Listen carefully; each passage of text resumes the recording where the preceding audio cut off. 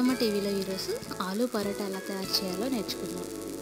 ఈ ఆలు పరోటా తయారీకి కావలసిన పదార్థాలు: 2 కప్పుల గోధుమ పిండి తీసుకోండి. మీ రుచికి సరిపడా ఉప్పు తీసుకోండి. 2 టేబుల్ స్పూన్ల నూనె నీళ్లు వేసి పిండి ముద్ద తయారు చేసుకోవాలన్నమాట. 1 table spoon garam masala powder, కూర చేసుకోవడానికి తగినంత కారం, పసుపు, ఉప్పు, 3 పెద్ద సైజు బంగాళదుంపలు, 1 ఉల్లిపాయ, 2 పచ్చిమిరపకాయలు చిన్న ముక్కలుగా కట్ చేసి పెట్టుకోండి. 1 స్పూన్ అల్లం వెల్లుల్లి ముద్ద. ఇప్పుడు పిండి ఎలా తయారు చేయాలో నేర్చుకుందాం. వెడల్పాటి గిన్నె తీసుకొని అందులో గోధుమ పిండి, ఉప్పు, కొంచెం 2 స్పూన్ల నూనె వేసి తగినంత నీళ్లు పోసి పిండి ముద్దని మూవీ క్లిప్లో చూపినట్టుగా కలిపి 20 నిమిషాలు పక్కన పెట్టుకోండి. కూర ఎలా తయారు చేయాలో నేర్చుకుందాం. కుక్కర్ తీసుకొని అందులో తరిగి పెట్టుకున్న ఉల్లిపాయ, పచ్చిమిరపకాయ ముద్ద, గరం మసాలా పౌడర్, కారం, పసుపు, ఉప్పు, అల్లం వెల్లుల్లి పేస్ట్, పొటాటోస్ అంటే బంగాళదుంప ముక్కలు వేసి 3 విజిల్స్ వచ్చే వరకు ఉడికించి చల్లారబెట్టుకోండి. ఉడికిన తర్వాత ఆ చల్లారిన కూరను పప్పుగుత్తితో లేదా స్పూన్తో మ్యాష్ చేసి పక్కన పెట్టుకోండి. దాంట్లో సన్నగా తరిగి పెట్టుకున్న ఉల్లిపాయలు, కొత్తిమీర ముక్కలు వేయండి.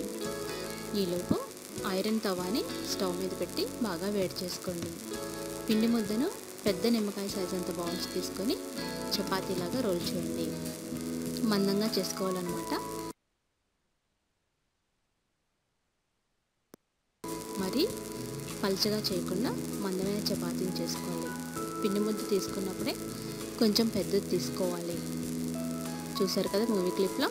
అలాగే ఈ పిండి ముద్ద కంటే కొంచెం చిన్న సైజు ఉన్న ఆలు కూర ముద్ద అంటే బంగాళదుంప కూరను పెట్టి మధ్యలో పెట్టి చుట్టూ ఈ చపాతీని క్లోజ్ చేయాలి.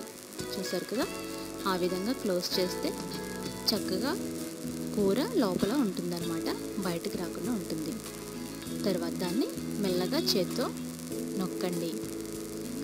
నొక్కి దానికి గోధుమ పిండిని చేరుస్తూ అది రౌండ్గా వచ్చేలాగా చూసుకోండి. గోధుమ పిండితో డస్ట్ చేసి 2 వైపులా మళ్ళీ చపాతీలాగా ఒత్తుకోవాలి. ఈ చపాతీ ఒత్తేటప్పుడు చాలా జాగ్రత్తగా ఒత్తాలి, లేదంటే కూర బయటికి వచ్చేస్తుంది. చూసారు కదా, చాలా మెల్లమెల్లగా చపాతీని ఒత్తుకోండి. మరీ సన్నగా చేయకూడదు, ఎందుకంటే కూర బయటకు వస్తుంది. కొంచెం మందంగానే ఈ ఆలు పరోటాలు వస్తాయి. ఒకవేళ ఎక్కడైనా చిరిగితే దాని మీద గోధుమ పిండి చల్లితే మళ్ళీ అది కవర్ అయిపోతుంది. మీకు ఎంత సైజు వరకు పెద్దగా వస్తే అంతవరకు చేసుకొని పెట్టుకోండి. కాగిన తవ మీద నూనె వేసి చక్కగా రోల్ చేసుకున్న ఈ చపాతీని, ఫ్లాట్ చేసుకున్న పరోటాను దాని మీద వేసి హైలో పెట్టండి. మళ్ళీ దాని మీద 1 స్పూను నూనె వేయండి. అలా ఒత్తుతూ హైలో పెట్టి తర్వాత మీడియం ఫ్లేమ్ పెట్టి బాగా కాల్చుకోండి.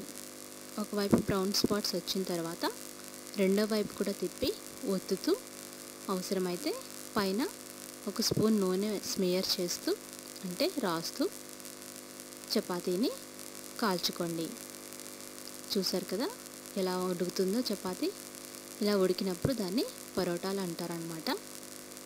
అదే ఆలు పరోటా 2 సైజులా బాగా కాల్చిన తర్వాత సర్వ్ చేసుకోండి.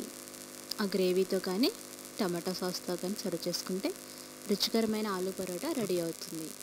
మరిన్ని రెసిపీస్కి అత్తమ్మ టీవీ సబ్స్క్రైబ్ కాగలరు. ధన్యవాదములు.